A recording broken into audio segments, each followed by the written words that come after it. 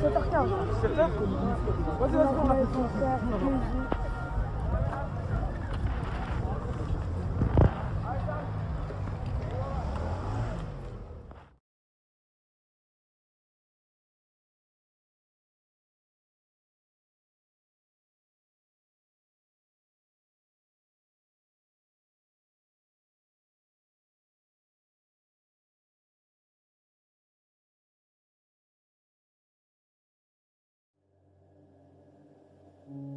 Bonjour à tous, dans cet épisode de Légende de rue nous allons parler d'une histoire qui n'a jamais été réellement abordée dans les médias français, l'histoire du rappeur Maes et de la guerre qu'il a engendrée dans la cité de Sevran-Bedotte, une histoire qui est allée très loin dans la violence, une chose rarement vue dans le monde du rap français. Durant cette vidéo, nous allons retracer le parcours de Maes, des ruelles sombres de Sevran à son ascension dans les plus hautes sphères du rap français, jusqu'au jour où sa vie et celle de ses proches a basculé dans une violence sans précédent, la véritable histoire de Maes et la guerre de Sevran-Bedotte, quand le rap rencontre la rue, voici leurs histoires.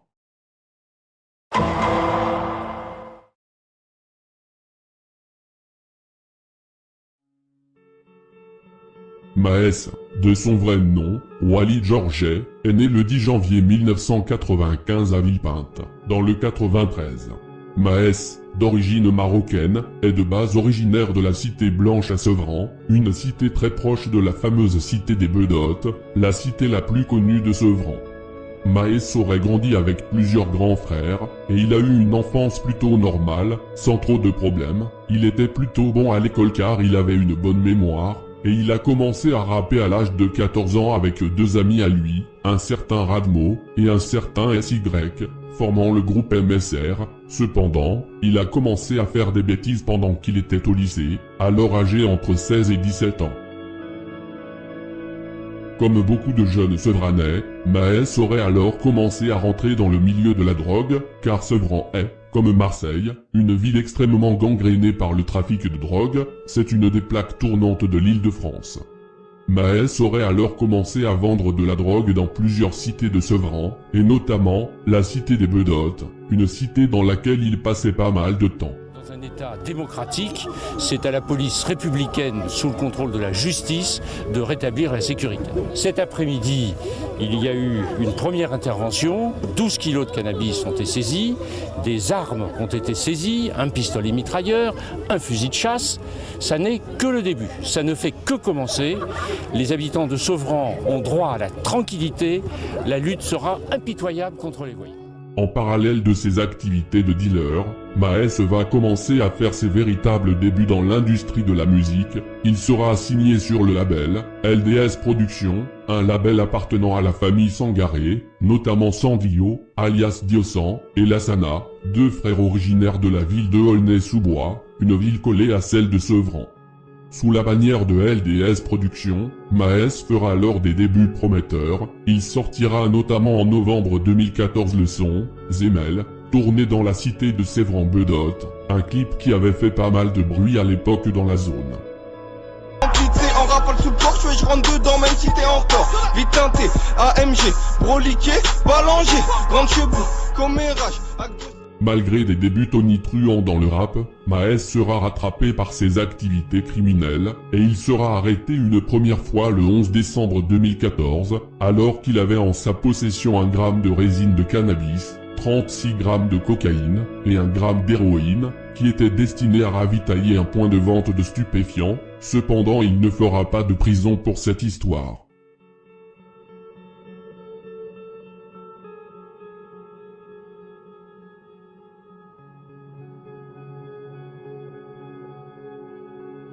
Maes continuera alors de sortir des sons durant l'année 2015 et se fera de plus en plus connaître. En 2016 il se fera même partager par Caris, la grosse tête de Sevran, qui a partagé sur son Facebook un son de Maes intitulé « Faut qu'on se barre ». Malheureusement, peu de temps après, Maes se fera une nouvelle fois arrêter lors d'un contrôle de police. Ce jour-là, Maes a grillé une priorité au volant de son véhicule, mais un équipage, ayant vu la scène, a décidé de le contrôler. Maes tente alors de prendre la fuite, mais son véhicule finira encastré dans plusieurs autres voitures. Maes sera finalement incarcéré, à l'intérieur de la voiture, 2,1 kg de cocaïne. Cette affaire vaudra à Maes la peine de 2 ans de prison. Et tu lui dis t'as envie d'être inscrit à la piscine des arrivants. Eh mais t'as ton maillot de bain ou pas? Ouais, c'est bon. À sa sortie de prison en 2017, Maes sera déterminé à réussir dans la musique, et il travaillera alors d'arrache-pied avec l'équipe de LDS Productions, notamment avec l'un de ses producteurs, un dénommé Mose. Il sortira alors, en octobre 2017, une série de clips intitulés « Maes est libérable », qui vont le faire beaucoup gagner en popularité. Peu à peu, Maes devient le nouveau phénomène du rap français. Il sort le projet Réel Vie 2.0 en mars 2018, et, avec ses producteurs, il signera sur le label Millennium. Le jeune Sevranais se fait alors remarquer par Booba, l'un des plus grands rappeurs français, qui était en contact avec Diosan, et qui va décider de le prendre sous son aile. Avec Booba à ses côtés, Maes se verra propulsé dans les plus gros artistes français à partir de 2018. Il réalisera alors plusieurs gros titres comme Billet Vert, ou encore Madrina en featuring avec Booba, un clip qui possède à l'heure actuelle 136 millions de vues. La carrière de Maes bat alors de son plein, tout va pour le mieux pour le jeune Sevranais. Il est entouré d'une très bonne équipe composée des frères Lassana et Diosan, de Mose, d'un certain Marsou qui l'a beaucoup aidé, de Booba, et d'autres. Cependant, tout cela va drastiquement changer le 27 octobre 2021, quand Maes va décider de sortir une série intitulée « Réelle Vie », une série qui retrace en quelque sorte la vie de Maes. Dans cette mini-série de 3 épisodes, Maes raconte son histoire de dealer de drogue dans la cité des Bedottes et ses débuts dans la musique. Néanmoins, dans la série, Maes ferait allusion à des personnes, des grands trafiquants marocains de la cité des Bedottes, ceux qui tiennent les points de deal de la cité, et qui étaient les patrons de Maes durant sa jeunesse en tant que dealer. Ces derniers auraient mal pris le fait que Maes parle d'eux dans sa série, sans les prévenir, et en plus, il leur aurait envoyé des pics, ce que ces derniers n'ont pas toléré, d'autant plus que Maes était déjà en froid avec ces personnes par le passé, parce qu'il aurait justement volé ses patrons à l'époque où il était dealer. J'ai une petite mission pour toi. Tu te souviens de Reda? Ouais. Je sais que tu l'aimes pas. Il me doit des papiers. Il m'a demandé de lui avancer des affaires ce soir. Et tu vas y aller avec Mars, comme si de rien n'était. Et tu vas lui dire que s'il ne me paye pas dans 2 jours, c'est moi qui viendrai le voir. Capté? Regarde, il va te casser les couilles, wesh. De plus, les grands des Bedottes n'étaient pas d'accord avec le fait que Maes vienne faire des clips dans la cité des Bedottes, sachant qu'il n'est même pas originaire de cette cité à la base, et qu'il avait été précédemment banni à cause de ses histoires de vol. Les trafiquants des Bedottes ne sont pas du tout dans ces délires de rap, et le fait que ce dernier se donne une image de bandit dans ses musiques ne leur aurait également pas plu. La raison pour laquelle il n'était jusqu'alors pas inquiété, c'est parce qu'il avait tout simplement payé les trafiquants des Bedottes pour sa tranquillité, et aussi car il connaissait des personnes qui avaient de bonnes relations aux Bedottes. Cependant, à cause de la série, les grands trafiquants des Bedottes vont décider de faire passer un message clair à Maes. Le 10 décembre 2021, Maes se trouve dans la cité de Sevran-Bedotte. Il est en compagnie du rappeur de Roubaix ZKR, en train de tourner un clip pour le son Kalenji. Pour le tournage du clip, Maes et ZKR ont fait appel à Socar 59, une société de location de voitures originaire du nord de la France. Cette société et une autre société ont fait venir 2 Mercedes classe G pour le clip. Une première partie a été tournée à Roubaix, et une deuxième partie dans la cité des Bedottes, à Sevran. Durant le tournage de la deuxième partie, les rappeurs sont partis faire une scène dans un hall d'immeuble situé à 100 mètres des véhicules, quand, tout à coup, une personne commence à crier « Maes, ça brûle, ça brûle ». Les rappeurs et leurs équipes se précipitent vers les classes G, et aperçoivent les 2 véhicules en flammes, plus de 300 000 € partis en fumée. Un van a également été incendié.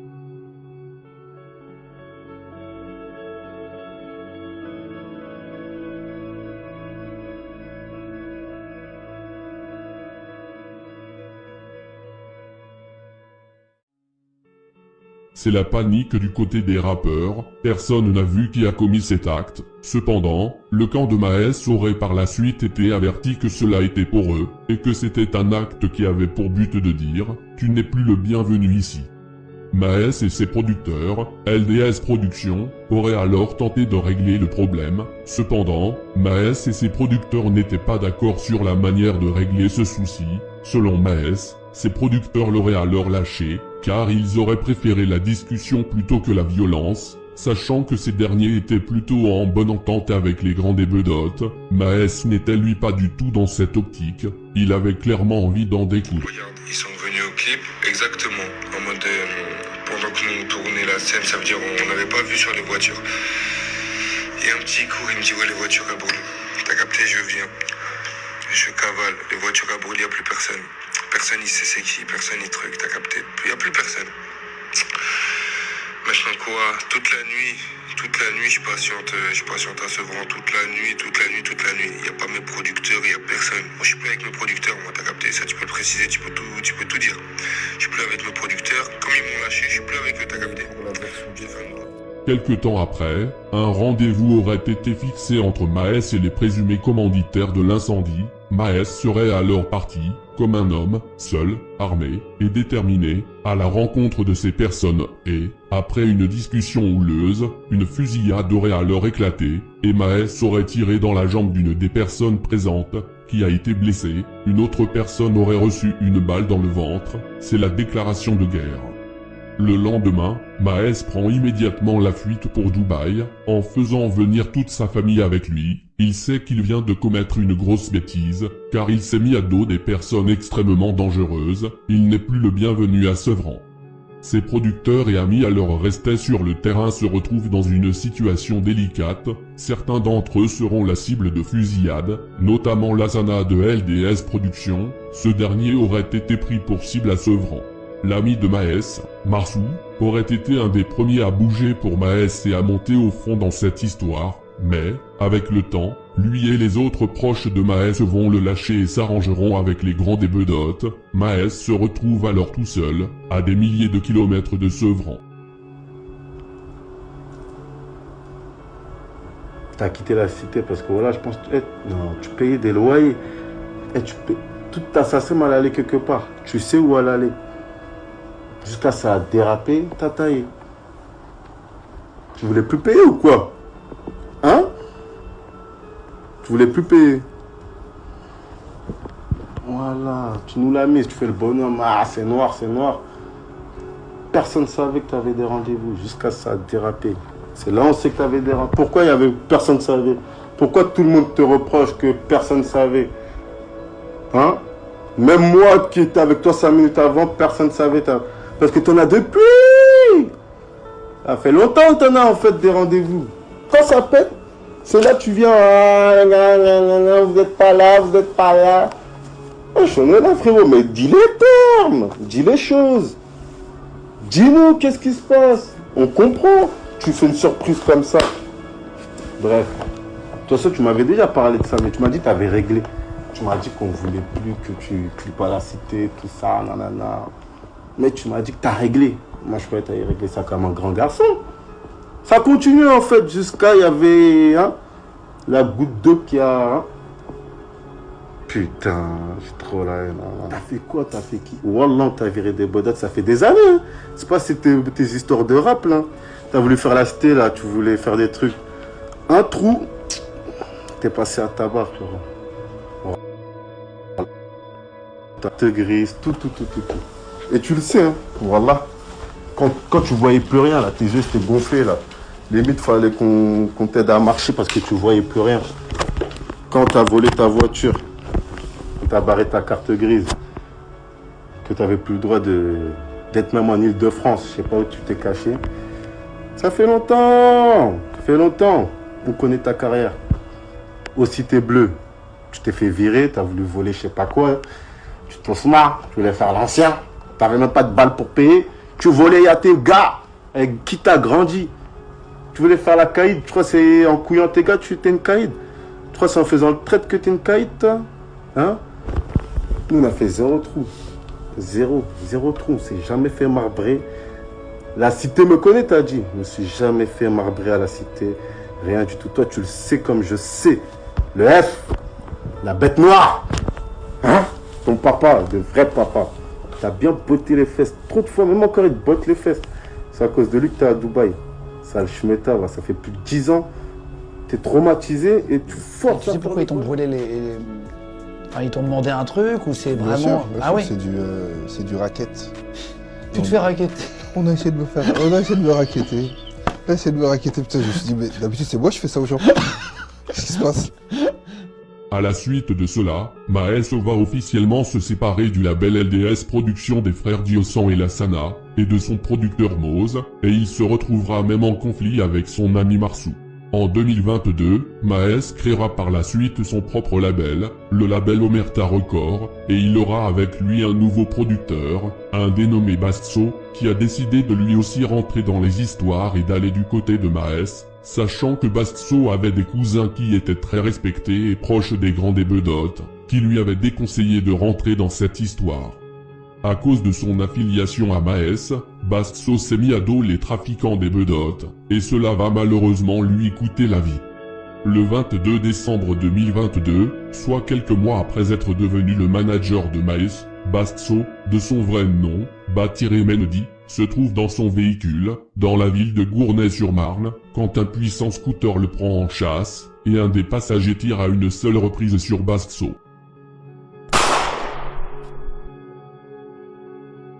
La balle va traverser son aisselle, et va se loger directement dans son cœur, ce qui va faire que Bastso va se cracher avec sa voiture dans 3 autres véhicules, et va malheureusement décéder de ses blessures, il avait 37 ans. L'histoire entre Maes et les trafiquants des Bedottes atteint alors des sommets en termes de violence, c'est la raison pour laquelle Maes ne peut plus revenir à Sevran, et même en Île-de-France, sans une énorme sécurité ou en cachette, car des personnes sont et vont encore décéder dans cette histoire.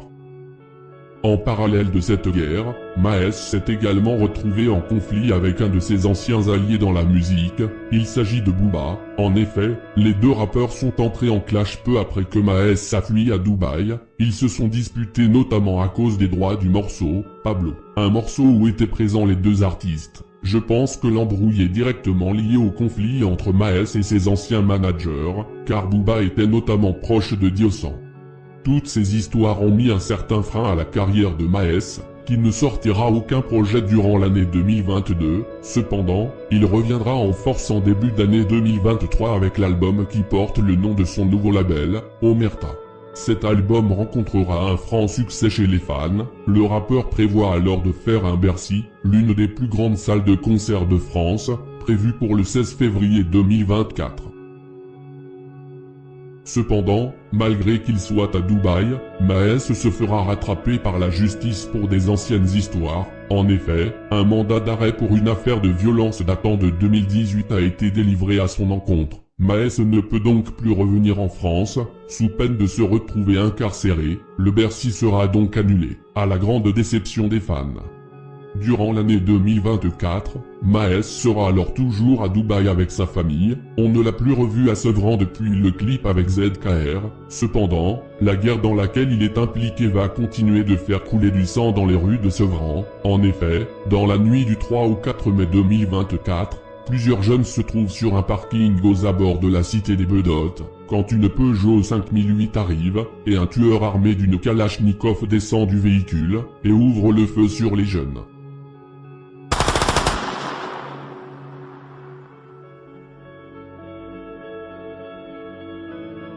Cinq personnes sur les lieux seront touchées. Une d'entre elles, un jeune de 28 ans, appelé Karim, a été touché à la gorge et à la tête. Il est malheureusement décédé. Ce jeune serait un innocent et n'aurait prétendument rien à voir avec ces histoires. Les tueurs se seraient trompés de cible, une terrible erreur.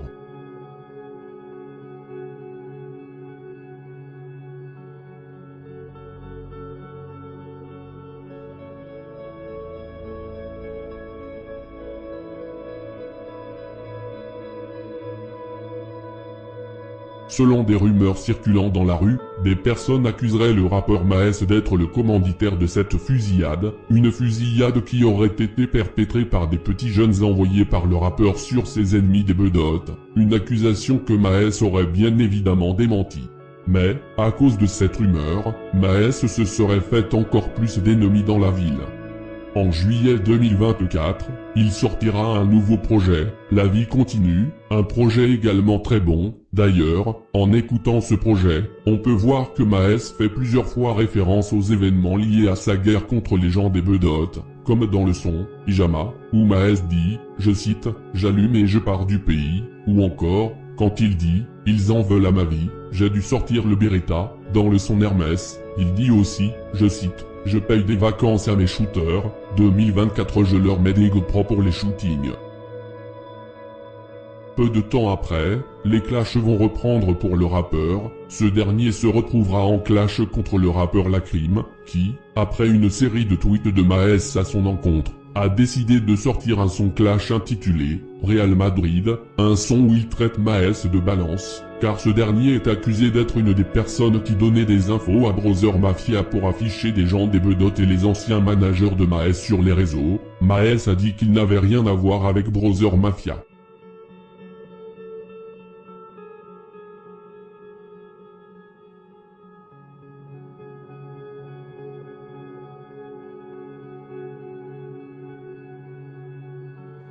Ouais, salam les brothers, c'est Brother Mafia, j'ai un message pour le rappeur Maes. Oh, tu dis que j'ai pris des coups et que je sais pas ce que je raconte. Mais à la base, c'est toi qui es venu vite. Tu m'as balancé tous les mecs de Sevran Bedotte. T'es une balance, t'assumes pas. Et ta soeur c'est une gendarme en plus. MDR.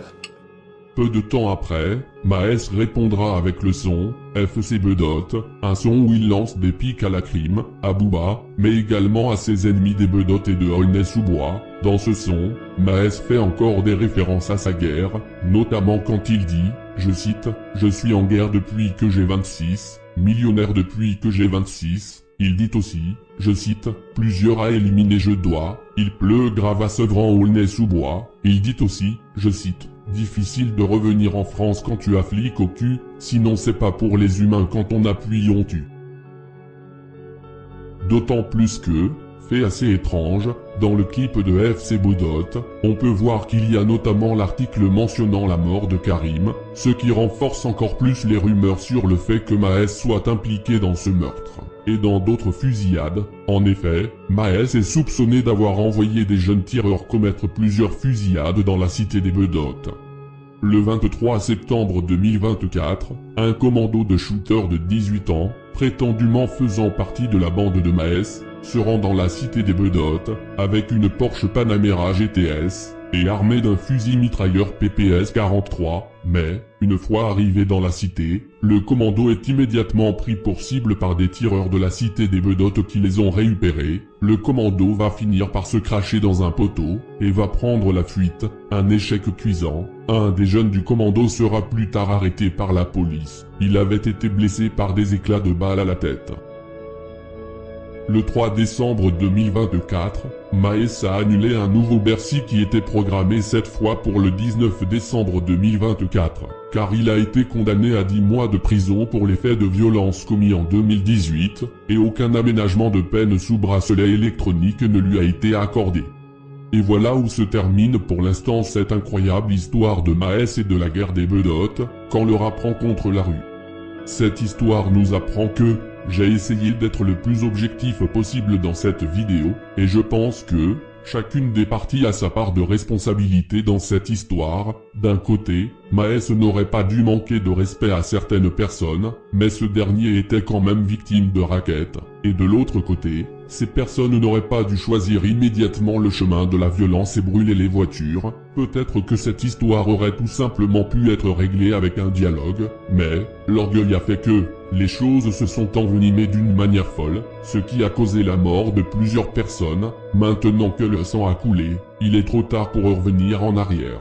Une fois de plus, ce sont les familles qui paient le plus lourd tribut. J'espère au moins que les personnes impliquées pourront un jour se repentir sincèrement avant que cela ne soit trop tard, car ce qui nous attend de l'autre côté est bien pire que le monde d'ici-bas. Quoi qu'il en soit, Que reposent en paix toutes les personnes ayant perdu la vie dans ces guerres inutiles.